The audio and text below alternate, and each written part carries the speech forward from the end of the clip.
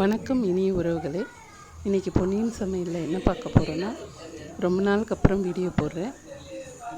இன்றைக்கி மாவழி அமாவாசை.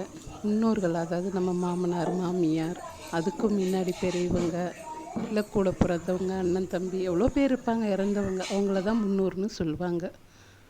அவங்களுக்காக இன்றைக்கி அமாவாசை சாமி கும்பிட போகிறோம். வருஷத்துக்கு ஒரு முறை வர்றது மாவழி அமாவாசை.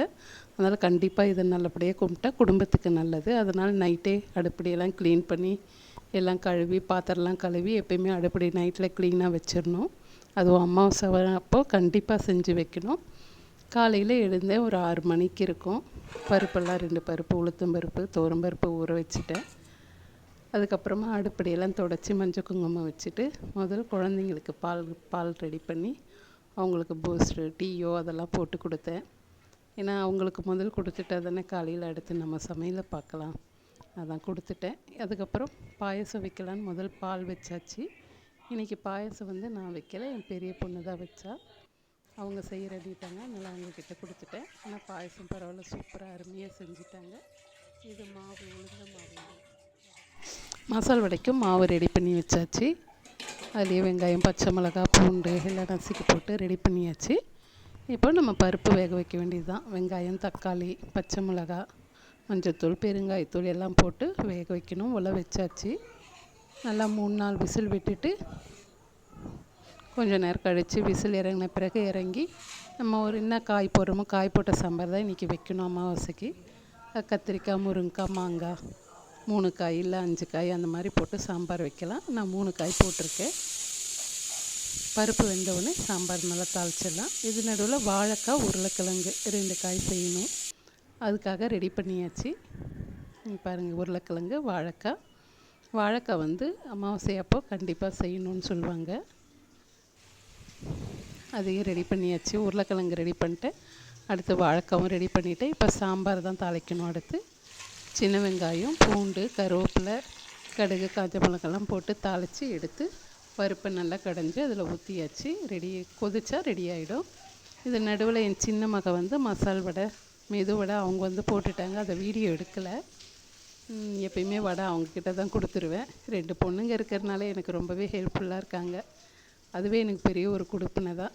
இங்கே பாருங்கள், பூஜை பாத்திரம் தேய்ச்சி வச்சது எடுத்து மஞ்சள் குங்குமம்லாம் வச்சு வைக்கிறாங்க.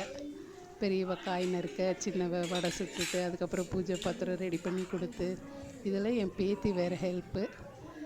ஆனால் உண்மையிலேயே இதெல்லாம் ஒரு பாக்கியம் தானே. என்ன தான் பிள்ளைய பெற்றாலும் பிள்ளை தப்புன்னு சொல்லலை, பட் பொண்ணை பெற்றுக்கிறது அவ்வளோ ஒரு பெரிய பாக்கியம் தான் சொல்லுவேன். பூஜை ரூமெல்லாம் ரெடி பண்ணிட்டேன். எப்பயுமே பூஜை ரூம் ரெடி பண்ணால் எனக்கு அதை அப்படியே கண்ணுக்குள்ளேயே பார்ப்பேன். நான் பெருசாக பண்ணல, என்னை விட அழகாக பண்ணுறவங்க உலகத்தில் எவ்வளோ பேர் இருப்பாங்க. நான் அதெல்லாம் வியர்ந்து தான் பார்ப்பேன். இருந்தாலும் குட்டி ரூமில் குட்டியாக ஒரு பூஜை ரூமு பாபாவை வச்சு அந்த பூ வச்சு பார்க்கும்போது எனக்கு ரொம்ப பிடிக்கும். எல்லாருக்குமே கண்டிப்பாக பிடிக்கும். பிடிக்காதவங்க யாரும் இருக்க மாட்டாங்க. உள்ள அழகாக இருப்பாங்க. எங்களுக்கு எல்லாமே உள்ளவர் யார்? இவர் தான் பாபா. அவர் இல்லைன்னா ஒன்றுமே இல்லை. நாங்கள் அவரோட அருளால் தான் இந்த குடும்பம் நல்லபடியாக போய்கிட்டு இருக்கு. இப்போது அம்மா அப்பா இறந்துட்டாங்க. என்னோட மாமனார் மாமியார் இறந்துட்டாங்க. அவங்களுக்காக தான் இப்போ நான் சாமி கும்பிட்றேன். எங்கள் அம்மா அப்பாவுக்கு எப்பயுமே நான் துணி வச்சதில்லை. இந்த முறை வைக்கணும்னு தோணுச்சு, எடுத்து வச்சுருக்கேன்.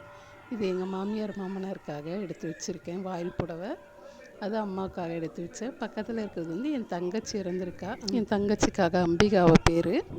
ஸோ அவளையும் எப்பயுமே மனசில் நினச்சிப்பேன். இந்த முறை புடவை எடுத்து வைக்கலாம். போன முறை வச்சு என் மருமக அபர்ணாக்கு கொடுத்தேன். இந்த முறை என் பொண்ணு அணுக்கு கொடுக்கலான்னு இருக்கேன்.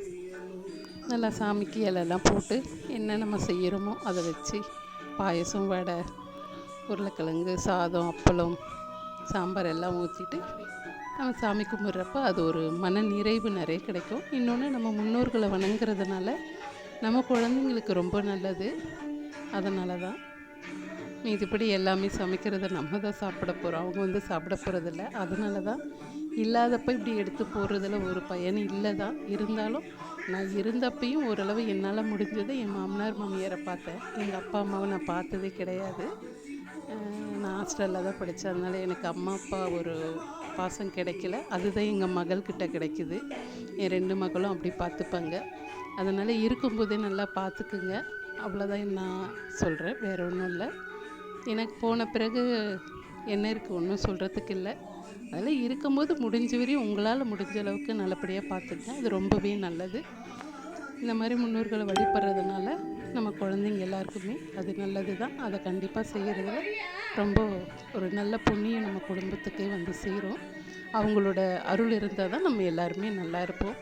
ஏன்னா அவங்கெல்லாம் வாழ்ந்துட்டு போனவங்க, அவங்களோட ஆசீர்வாதம் நமக்கு எப்பயும் இருக்கணும். எல்லாரும் நல்லா இருக்கணும்னு கடவுள்கிட்ட வேண்டிப்போம். தீபார்த்தனை பண்ணிடலாம்.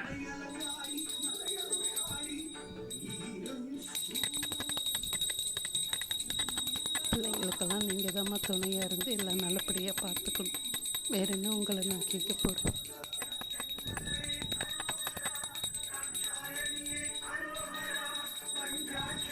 கடவுளோட அருள் எல்லாருக்கும் கிடைக்கட்டும்னு நான் வேண்டிக்கிறேன். எல்லாருமே நல்லா இருக்கணும், நோய் நொடி இல்லாமல் நிம்மதியாக நல்லபடியாக வாழ கடவுளை வேண்டிக்கிறேன்.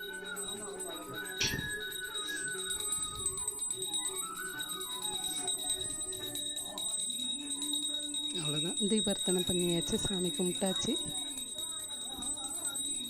இப்படி கும்பிட்றப்ப மாதம் மாதம் எனக்கு அது ஒரு நிறைவு. என்னால் முடிஞ்ச வரையும் ஏதோ ஒன்று என் கையில் இருக்கிறத, என்ன பாபா எனக்கு அந்த நாள் கொடுத்துருக்கிறாரோ அதை போட்டு நம்ம சாமி கும்பிடுவோம்.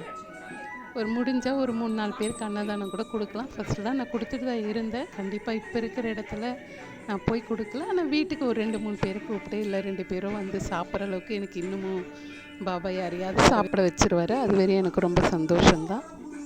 என் பேத்தி சாமி கும்பிட்டுட்டா, கலாகல்யா, உங்களுக்கு தெரியும், என் சின்ன மக. அவங்களுக்கும் அவங்களோட மனசு போல் அவங்க நினைக்கிறது நடக்கணும். அவங்களுக்கு என்ன சினிமா, அவங்களுக்கு மனசுக்குள்ளே அதுதான் ஆசை, நாடகத்தில் நடிக்கணும்னு. ஒருத்தருக்கு ஒரு ஆசை, அது மாதிரி அவங்களுக்கு அந்த ஆசை, அது நல்லபடியாக நடக்கணும். நான் கடவுளை கண்டிப்பாக கேட்பேன்.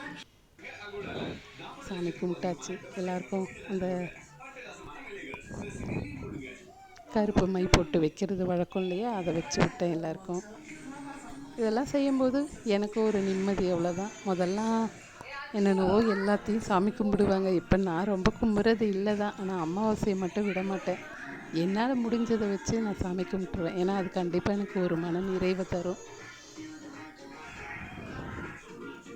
அவ்வளோதான், சாமி கும்பிட்டாச்சு. இப்போ காகத்துக்கு சாதம் வச்சுட்டோம்னா அது ஒரு திருப்தி, அவ்வளோதான். வேற ஒன்றும் அதில் இல்லை. ஒரு திருப்திக்காக தான் உங்களுக்கு வைக்கிறோம். இது எங்கள் அப்பா ராஜா சரோஜா பார்த்ததே இல்லை. அம்மா ஃபோட்டோ கிடைக்கல, அப்போ அதுதான். இது எங்கள் மாமனார் சந்திரன் அமராவதி, மாமியார் ஃபோட்டோ கிடைக்கல. இருந்தாலும் மனசார அவங்கள நான் நினைக்கிறேன். ஏன்னா என் உயிர் இருக்கிற வரையும் எங்களுக்கெல்லாம் துணையாக இருக்கிறவர் இவர் தான். அந்த குறையெல்லாம் பார்த்துக்கிறாரு. இதுவரையும் வீடியோ பார்த்ததுக்கு நன்றி. நீ ஒரு